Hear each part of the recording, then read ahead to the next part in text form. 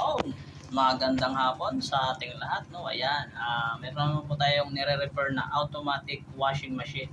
Ang problema nito, ayaw naman mag-spin, pero nagwawash siya at saka ah, nagre-rinses. Ang problema, spin. So ngayon, ayan, pinalitan natin siya ng parts. Ayan, tsaka in-start natin. Ayan po, gumagana yung spin, no? Tapos saka 3 minutes na tayo. Ayan. Ang pinalit natin ng parts dyan, pinalitan natin ng parts dyan. Ang tawag po dyan is water level sensor. Ayan.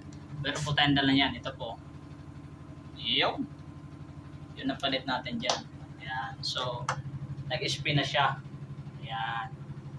So, ito yung ating mag-itin ng kapartner. Oh. Ayan. Ito yung ating kapartner. Kaway-kaway ka dyan. Ano masabi mo? Goods na ba? Goods na? Goods na, okay na. Goods na. Okay na. Ayan. So, ang brand nito, no, LG na smart inverter. Ayun po siya, LG.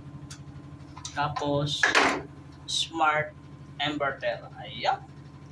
So, maraming salamat sa patuloy na pagtitiwala. Hatid po namin sa inyo ang maayos at malinis na serbisyo. Ayan. So, sa mga nais mag-home service, no, magpa-repair, ayan, pwede nyo pong bisitahin ang aking FB page, Ana Air Conditioning and Refrigeration Services. Yan. So hanggang dito lang po ang aming video.